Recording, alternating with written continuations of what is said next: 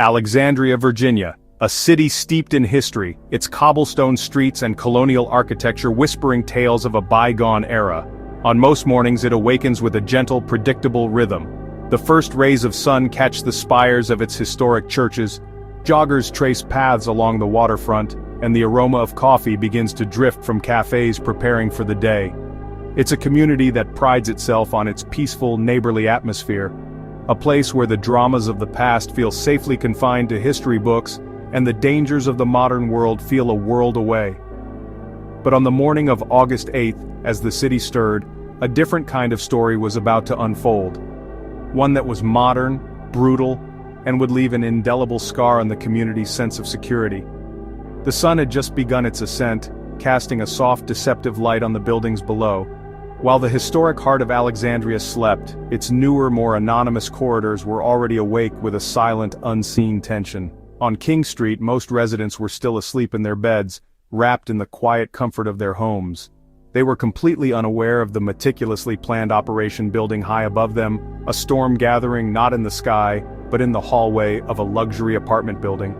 At the Alexander Apartments, a modern high-rise that promised security and upscale living, a team of federal agents was moving into position. For the FBI, this was the final move in a complex, multi-state chess game. The investigation had spanned months, piecing together a digital trail of fake profiles, laundered money, and broken hearts. The arrest warrant wasn't just a piece of paper. It was the culmination of countless hours of surveillance, financial analysis, and painful victim interviews. The plan for the morning was simple: execute the warrant swiftly and without incident.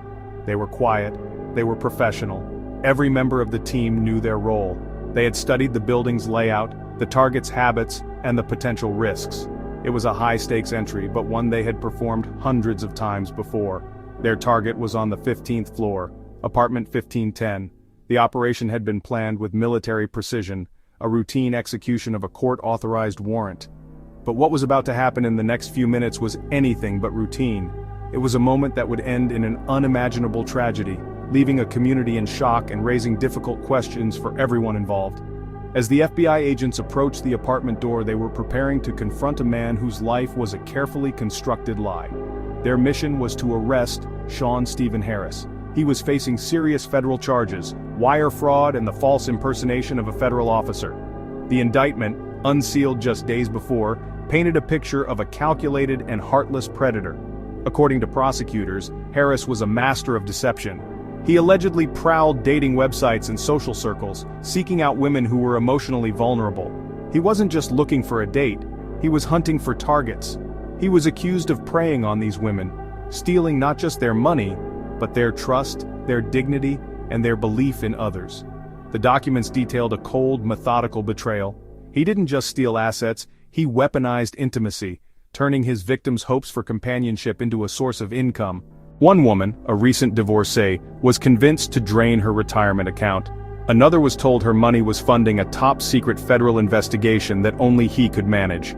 He shattered lives, leaving a wake of financial ruin and emotional devastation. For his victims, the loss of money was often secondary to the profound sense of violation. The agents in the hallway knew the risks involved in any arrest. They were trained for confrontation, for resistance, for the unexpected. But they couldn't have predicted the desperate act that was about to unfold on the other side of that door. As they announced their presence, the silence from within was deafening. The situation inside the apartment escalated dramatically, not with a bang but with a terrifying quiet. The quiet morning was shattered. The routine arrest warrant became a life-or-death standoff in a matter of seconds. Inside apartment 1510, Shawn Harris was faced with an impossible choice. The law was at his door. His alleged crimes, a long list of betrayals and thefts, had finally caught up with him. For years he had allegedly lived a life built on intricate deception, carefully constructing false identities to lure his victims. He was a chameleon, adapting his persona to fit their desires. His most audacious lie was presenting himself as a man of authority, a federal officer, someone to be respected, to be trusted, to be obeyed. It was a powerful tool of manipulation, granting him instant credibility and a shield from suspicion. That entire illusion was now crumbling. The irony was crushing. The very people he pretended to be, the embodiment of the authority he had stolen, were now there to take him into custody. The walls were closing in, both literally and figuratively.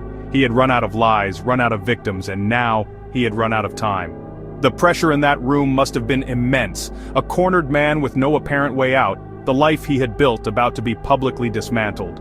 From the street below, the first signs of a major incident began to emerge, drawing the attention of the waking neighborhood. Police cars and emergency vehicles started to arrive, their flashing lights painting the facade of the Alexander apartments in strobing reds and blues, cutting through the calm. Neighbors, drawn by the commotion, peered out of their windows, wondering what could be happening in their quiet, secure building. High above the unfolding scene on the 15th floor, Shawn Harris made his final, tragic decision. He chose not to face the consequences of his actions, not to answer for the lives he had damaged. Instead of surrendering to the agents waiting in the hall, he moved toward the balcony. He climbed over the railing, pausing for just a moment, suspended between his life of lies and the hard reality below. He let go. He jumped. The federal agents, hearing the commotion from the street and the sudden silence, could only watch in horror as the man they came to arrest fell to his death. The warrant in their hands was now a useless piece of paper. The mission to bring a con man to justice, to give his victims a day in court, had ended in the most public and devastating way imaginable. A life built on deception had ended in a final act of despair, leaving behind only questions and a tragedy that would haunt all who witnessed it. Who was Shawn Steven Harris? The question hangs in the air, as dense and unsettling as the silence that followed his final act. To his neighbors in the upscale apartment building in Alexandria, Virginia, he was a ghost. A polite nod in the hallway, a fleeting presence in the elevator, a man who left no real impression because he was rarely there long enough to make one. No one really knew him, and that seems to be exactly how he wanted it. But in the digital world, a world of curated profiles and hopeful swipes, Shawn Steven Harris was anything but a ghost. He was a vibrant, captivating personality, meticulously designed for one purpose: deception. To a specific group of women, he was someone else entirely. He was a master of the first impression. His profiles were a carefully curated gallery of success and sensitivity. Photos in sharp suits, hinting at a high-powered career. Pictures with a dog, suggesting a softer, more caring side. His bio would speak of loyalty, of searching for a soulmate, of being tired of the games. He wasn't just creating a profile, he was building a fantasy. And for women navigating the often disappointing world of online dating, this fantasy was intoxicating.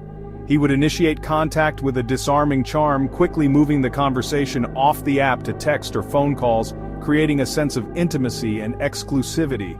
This is a classic tactic known as love bombing, an overwhelming display of affection and attention designed to sweep a person off their feet and, more importantly, to cloud their judgment.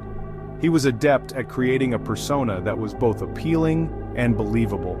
This was the foundation of his alleged scheme, a carefully crafted identity designed to win hearts and, ultimately, open wallets. But this carefully constructed world had a fatal flaw: the truth. And the truth began to surface in the form of scattered police reports and fraud complaints filed by heartbroken women across the country. At first they seemed like isolated incidents, but investigators started to see a chilling pattern. The stories were too similar. The man in the photos, the tales of woe, the requests for money, it all pointed to a single prolific predator. The court documents, unsealed after his death, began to peel back the layers of his deception. It was like turning on a floodlight in a dark room, revealing the full, horrifying scope of his operations. The documents didn't just list charges, they told the stories of the women he targeted. Professionals, mothers, retirees, intelligent, compassionate women who were not naive but were expertly manipulated. Harris wasn't just looking for love, he was allegedly hunting for victims. According to the indictment, the centerpiece of his deception, the lie that elevated his scam from common con to something far more insidious, was his claim to be a federal officer. Sometimes he was with the FBI, other times Homeland Security. The agency changed, but the purpose was the same.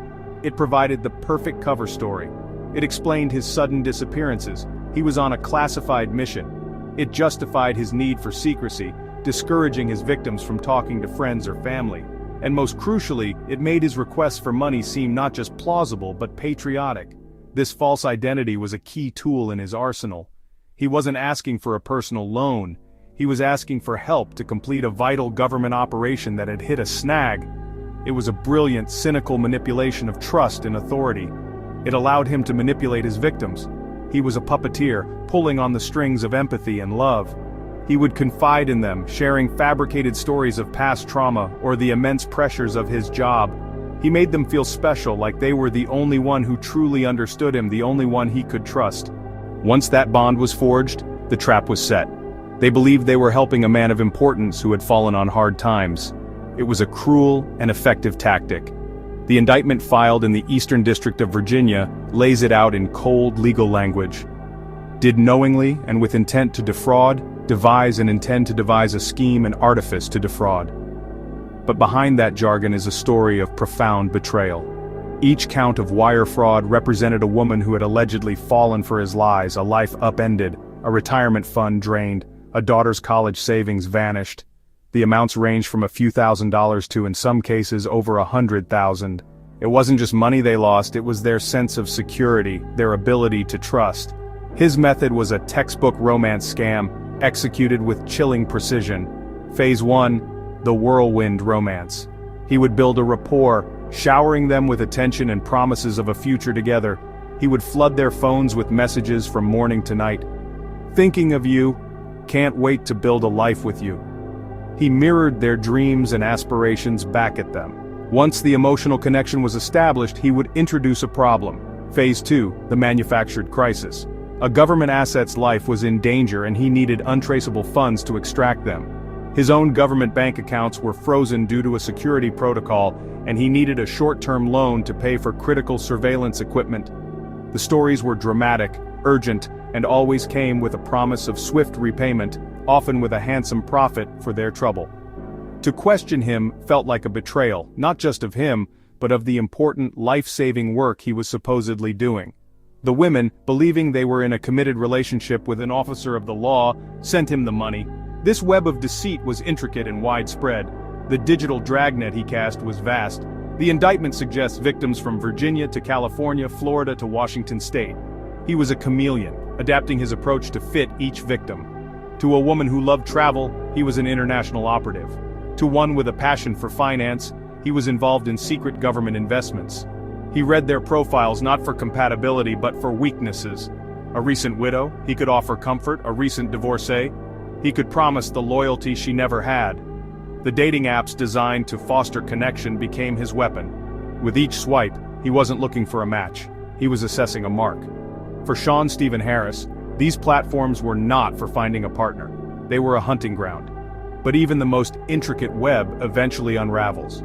As federal investigators tightened the net, connecting the dots between the various complaints, the pressure on Shawn Harris must have been immense.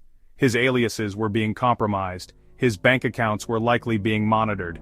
The digital ghost was becoming a flesh and blood target. We can only imagine the paranoia, the constant looking over his shoulder.